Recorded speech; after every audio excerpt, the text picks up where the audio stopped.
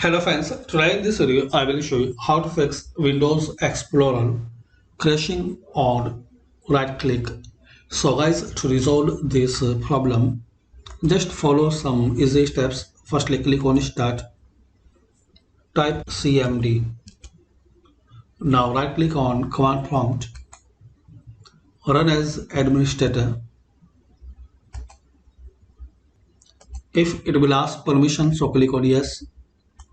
Now type this command sfc space slash scan now. So type this command SCANNOW SFC space scan now, then press enter. Now guys, this processor will be take some time, so wait till this processor will be complete, and after complete just you need to restart your PC or laptop. So after restart, hopefully guys, Windows Explorer crashes on right click problem will be fixed.